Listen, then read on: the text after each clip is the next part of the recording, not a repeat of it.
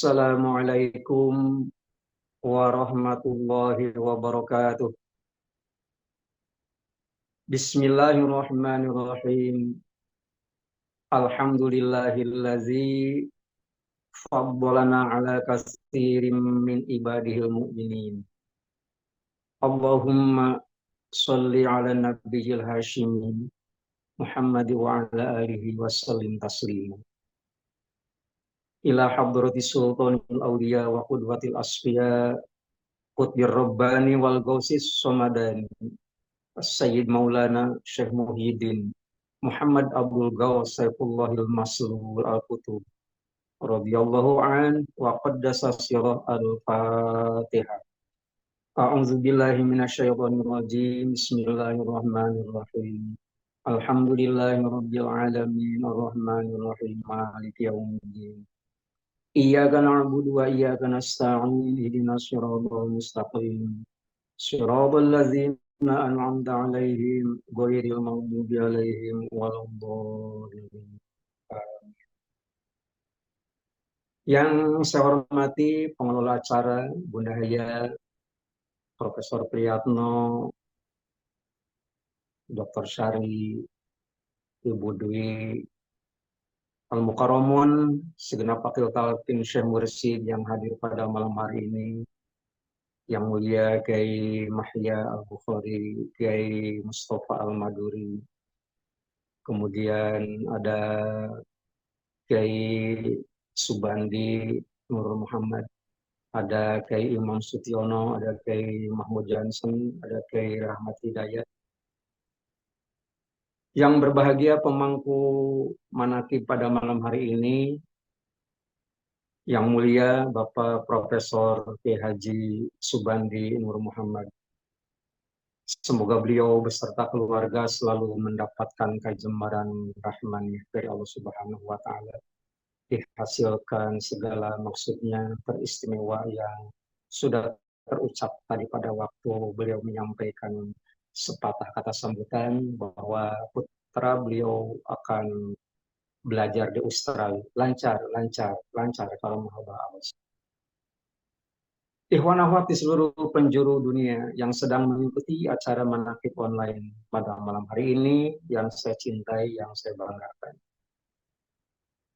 Sudah lama, puluhan tahun yang lalu, seorang penulis kenamaan berkebangsaan Kanada telah menulis buku yang sudah diterjemahkan ke dalam bahasa Indonesia. 100 tokoh yang paling berpengaruh di dunia. Michael Hart namanya. Sebagai seorang peneliti, sebagai seorang ilmuwan, Michael Hart harus bertindak jujur. Dalam artian, apabila menilai sesuatu itu secara objektif harus berdasarkan ilmu pengetahuan. Dalam artian, jangan ada pengaruh dari kiri dan dari kanan. Ternyata Michael Hart telah menginventarisir orang-orang yang paling berpengaruh di dunia. Diinventarisir sekian banyak. Dikerucutkan sampai ada 100 orang. Dan dari 100 orang ini ternyata Michael Hart menetapkan pilihannya bahwa Nabi Muhammad SAW ini merupakan tokoh yang paling berpengaruh di dunia. Michael Hart menyampaikan alasan mengapa Nabi Muhammad itu dipilih sebagai orang yang paling berpengaruh di dunia. Ternyata alasannya sederhana. Nabi Muhammad ternyata telah mampu merubah wajah dunia dari satu kebiasaan yang penuh dengan zulumat, bergelimang dosa di mana-mana, kemaksiatan merajalela di setiap tempat. Itu ternyata dalam jangka waktu yang relatif singkat, sekitar 23 tahun, ini ternyata kebiasaan yang penuh dengan zulumat ini berubah wujud menjadi masyarakat yang marhamah, saling mengasihi saling mengasihi di antara sesama. Kalau dalam fakta di lapangan untuk tingkat dunia apalagi ini kecil kemungkinan dalam jangka waktu 23 tahun itu bisa dirubah.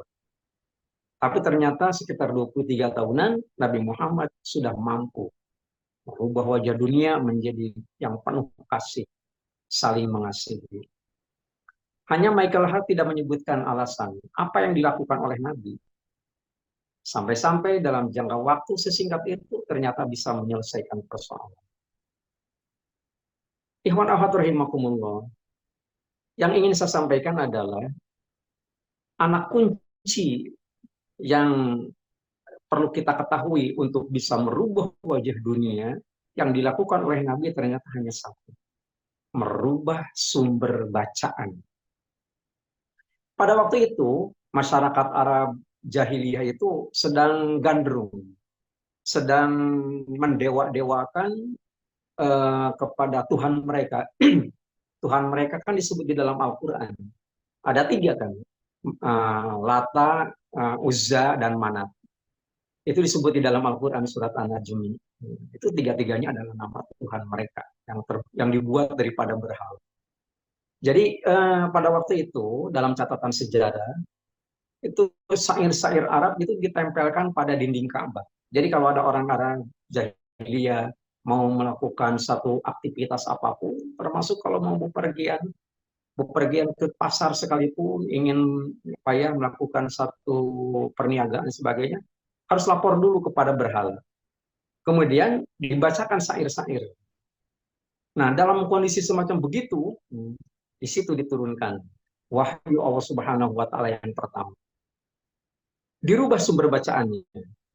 Kalau awal mula orang Arab itu sendiri ternyata memang cenderung untuk membaca syair-syair Arab yang ditempelkan pada dinding Ka'bah, setelah turun Al-Quran Al-Karim ternyata oleh Nabi Muhammad SAW sumber bacaannya dirubah menjadi Al-Quran Al-Karim.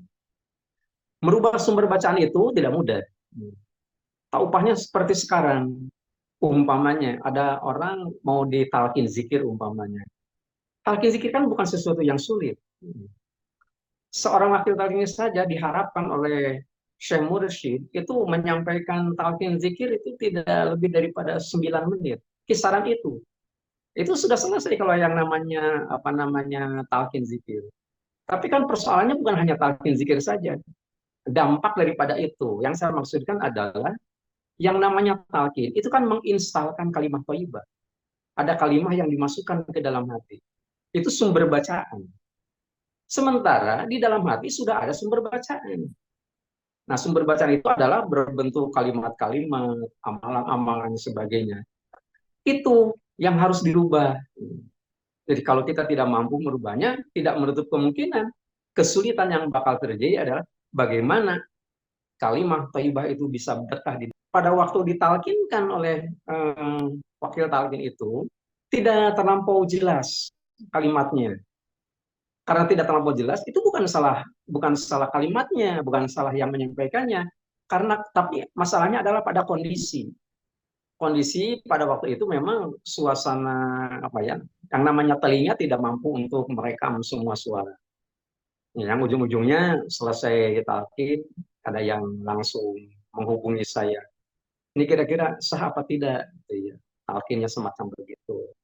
Saya jawab soal talqin itu kan urusannya urusan Syekh Mursyid, bukan urusan siapa-siapa. Maka talqin kan hanya dipinjami saja lidahnya oleh Syekh Mursyid. Itu urusannya urusan Syekh Mursyid. Jadi serahkan saja kepada Abah sebagai mursyid. Semacam begitu. Hanya persoalannya adalah bagaimana kita harus merubah, mendelet sumber-sumber yang dulu pernah kita mungkin saja diagung-agungkan, kita istiqomahkan di dalam amal dan sebagainya. Nah, semacam begitu. Yang tidak boleh diabaikan adalah pada saat kita berupaya bagaimana caranya merubah sumber bacaan itu, sumber bacaan kita menjadi kalimat thayyibah la ilaha illallah, karena itu dimasukkan ke dalam kategori afdhol zikri, zikir yang paling afdol begitu. Ini sebutan begitu juga perlu untuk disadari oleh kita gitu ya. Masalahnya begini, pernah juga ada yang nyindir-nyindir lah semacam begini. Saya menyebut umpamanya, solawat Bani Hashim merupakan king of solawat. Semacam begitu. Itu kan kalimat sederhana. Dalam artian, salawat Bani Hashim, Allahumma sholli ala nabil Hashim, Muhammad wa ala alihi wasallam taslima. Saya bikin judulnya sebagai apa namanya, king of solawat, sebagai rajanya solawat. Itu ada yang nyindir-nyindir. Nyindir-nyindir. Oh, kalau begitu solawat-solawat selain Bani Hashim, ada yang pangkatnya kapten, pangkatnya kopral, macam-macam. Bawahannya lah kira-kira semacam begitu ya. Kalau dalam bentuk kerajaan, ya mungkin ada patihnya, kemudian ada penggawa, macam-macam semacam begitu. Saya pikir nggak usah dipersoalkan yang begitu. Karena Nabi juga kan menyebut untuk hal-hal lain. Bukan hanya sholawat kan. Semacam begini. Nabi kan pernah mengatakan dalam salah satu hadisnya, Inna yaumal jumu'ati sayyidul ayam, wahidul fuqara wahidul masakin. Hari Jumat itu adalah rajanya hari. Itu Nabi menyebut hari Jumat rajanya hari. Tapi tidak berarti hari Sabtu, hari Minggu, itu anak buahnya. Tidak begitu. Itu kan hanya istilah sebutan. Begitu maksud saya gitu ya. Jadi tidak usah alergi apabila umpamanya ada satu ungkapan yang disampaikan oleh seseorang, itu ternyata tidak sesuai dengan kebiasaan kita mengucapkan. Nah, ini persoalannya menjadi penting bagi kita, bagaimana caranya kalau orang, eh, kalau kita berencana untuk apa ya, menyampaikan sesuatu yang merupakan kewajiban kita, baik sebagai pribadi Muslim atau kita sebagai ikhwan untuk menyampaikan dakwah gitu ya kepada orang lain. Nah, sementara yang akan kita sampaikan itu kita yakini kebenarannya. Kalau kita sudah meyakini kebenaran sesuatu, itu berarti itu yang harus diusung. Jangan merasa takut kalau kita menyampaikan kebenaran, tidak begitu. Umpamanya semacam begini. Ada orang pernah mengatakan kepada saya, Oke, ini kan kalau disampaikan, meskipun benar, kalau disampaikan, itu kan akan menimbulkan hinaan, cemooh, dan sebagainya. Saya pikir nggak usah begitu. Al-Quran juga ada ayat yang mengatakan begini, Fama ba'dal haqqi illa dhalal. Kalau kebenaran tidak dimunculkan, itu yang muncul nanti adalah kesesatan. Begitu. Jadi daripada ngomongin begitu, kalau ada orang yang memunculkan kebenaran, mestinya didukung, dikasih komen dan sebagainya untuk sebagai dukungannya, gitu ya. Nah, itu merupakan salah satu program. Bagaimana Abah Lantangnya kemarin pada waktu di Istiqlal membicarakan persoalan sampai sedetil itu, sampai sedetil masalah-masalah ibadah, masalah kehidupan kita sehari-hari. Itu sampai sampai lantang kalimat itu. Nah, ini menunjukkan sebagai tanggung jawab sebagai mursyid, bagaimana caranya menyelamatkan. Nah, ini maksud saya kita kan apa ya, murid-muridnya gitu, paling tidak menduplikasi bagian-bagian tertentu yang kita mampu untuk menyampaikan. Jadi tidak usah merasa bagaimana kalau di pasti di komentar orang, lalu biarin saja, kan hak mereka kalau mau mengatakan sesuatu juga, gitu ya. Masalahnya kalau orang di apa namanya, ada orang yang tidak suka kepada kita, itu jangan diartikan bahwa kita ini jelek, jangan begitu. Bisa saja kita ini punya kelebihan yang tidak dimiliki oleh orang yang tidak suka kepada kita. Nah, itu namanya iri, itu ya. Bahkan ditingkatkan menjadi dengki, macam-macam semacam begitu. Saya ambil contoh. Eh, kita mengenal, meskipun tidak tidak pernah berjumpa ya, dalam catatan sejarah mengenal nama Abu Jahal. Abu Jahal kan masih kerabatnya daripada Nabi Muhammad SAW. Betapa Abu Jahal itu sendiri merupakan tokoh Arab jahiliyah pada waktu itu yang ingin menghentikan laju dakwahnya Rasulullah SAW. Sampai-sampai bukan hanya semacam apa sih gertakan, bahkan ancaman sekalipun itu pernah dilakukan oleh Abu Jahal terhadap Nabi Muhammad SAW. Sekali waktu kan Abu Jahal bincang-bincang, ngobrol dengan CS-nya gitu ya. Kalian masih melihat Muhammad itu suka menempelkan jidatnya nggak ke tanah? Maksudnya sujud begitu. Maksudnya sedang melaksanakan ibadah sholat. Sampai segitunya istilah. Dan istilah semacam begitu, penghinaan-penghinaan itu sudah bisa dirasakan zaman sekarang. Begitu ya. Kamu pernah lihat nggak? Kamu masih melihat nggak Muhammad itu menempelkan jidatnya ke tanah? Maksudnya sholat. Teman-teman Abu Jahal itu ngomong apa adanya. Iya, masih. Saya melihatnya begitu. Apa kata Abu Jahal? Demi Lata dan Uzza, saya bersumpah apabila Muhammad masih tetap begitu, akan aku injak lehernya dan aku benamkan ke dalam tanah. Ini bisa dibaca riwayat dari Abu Hurairah. Kalimatnya kan semacam begitu. Ini ini kan bukan hanya gertakan gitu ya. Ini ancaman. Nah, kemudian sekali waktu dengan skenario indah daripada Allah Subhanahu wa taala, Abu Jahal dan CS-nya ini dipertemukan menyaksikan melihat Nabi Muhammad sedang sholat. Nah, kemudian dikompori oleh CS-nya ini. Ayo dong, itu ada Muhammad tuh. Nah, kemudian Abu Jahal mendekati Nabi Muhammad SAW. Begitu didekati, kemudian akan melakukan niatnya ingin menginjak leher Nabi dan akan membenamkannya ke dalam tanah, terasa ada sesuatu ganjalan. Malah mukanya menjadi pucat, gitu ya. Dikomporin terus oleh CS-nya. Ayo dong, Mas hanya ngomong-ngomong, lakukan, lakukan. Tapi ternyata Abu Jahal itu tidak mampu. Tidak mampu, akhirnya dia apa sih secara bertahap mundur, meninggalkan Nabi. Ini teman-temannya nanya, ngomong ke Abu Jahal, memangnya ada apa sih? Kamu kan mau menginjak leher Nabi, mau menginjak leher Muhammad. Ternyata Abu Jahal itu ngomong kepada temannya itu. Aku melihat di depan Muhammad itu ada parit. Dan di dalam parit itu ternyata memang ada api. Dan di sekitar itu banyak sekali makhluk-makhluk yang bersayap. Saya tidak berani lagi untuk menyeberangi itu, untuk melangkahi itu. Begitu. Oh, hanya itu. Begitu selesai sholat, Nabi Muhammad SAW ditanya oleh para sahabat. Dikonfirmasi. Memangnya ada apa? Gitu. Sebagai mursyid kan tahu. Nabi Muhammad kan mursyid. Artinya di luar kapasitas beliau sebagai Nabi dan Rasul, beliau adalah mursyid. Silsilah ketiga setelah Allah dan malaikat Jibril. Kemudian Nabi Muhammad mengatakan, satu langkah Abu Jahal maju untuk melakukan aktivitasnya terhadapku,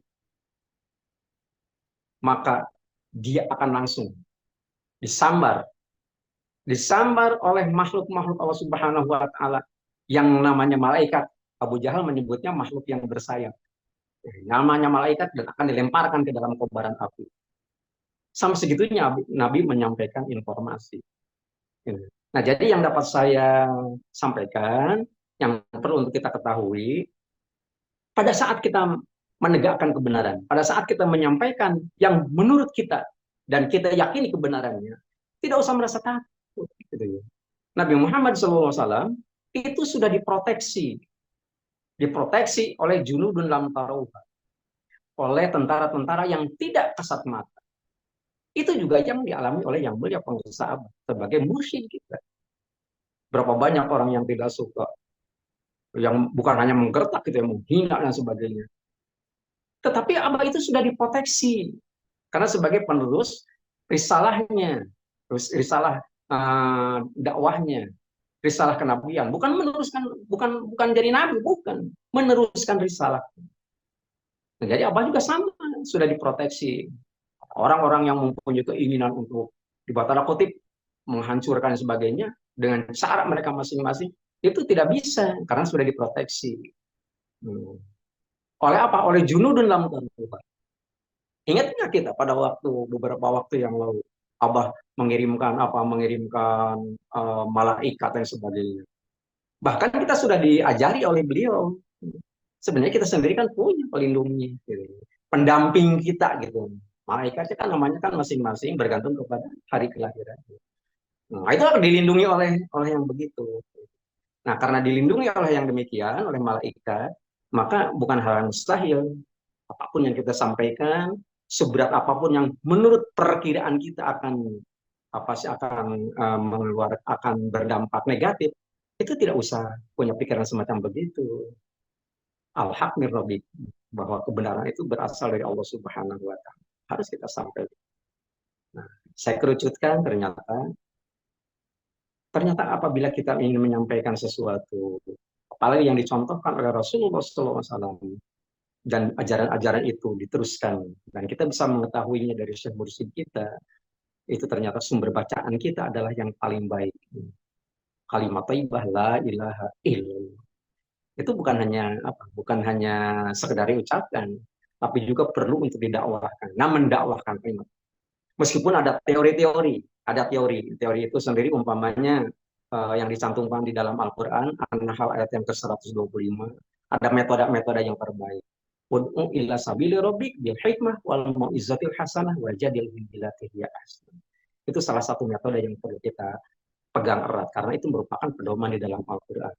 Tapi yang namanya kalimat thayyibah la ilaha illallah itu harus menjadi bacaan paling baik bagi kita untuk bagaimana caranya kita menghadapi segala persoalan hidup, karena itu yang diamanatkan oleh Allah Subhanahu wa taala. Ikhwan rahimakumullah, itu saja yang dapat saya sampaikan. Ikut mensyukuri dengan tanggal kelahiran yang mulia pengarsa Abah, kemudian tanggal pernikahan pengarsa Abah dengan pengarsa Umi. Amini doa yang disampaikan oleh beliau. Allah berkahi semuanya. Allah berkahi segalanya dan Allah berkahi selamanya dengan karamah guru agung yang mulia pengarsa Abah radhiyallahu anhu. Qaddasa sirah Al-Fatihah. A'udzu billahi minasyaitonir rajim. Bismillahirrahmanirrahim. Alhamdulillahirabbil alamin arrahmanir rahim maliki yaumiddin. Iyyaka na'budu wa iyyaka nasta'in ihdinas siratal mustaqim. Siratal ladzina an'amta 'alaihim ghairil maghdubi 'alaihim waladdallin. Sekian kurang lebihnya mohon maaf. Wassalamualaikum warahmatullahi wabarakatuh.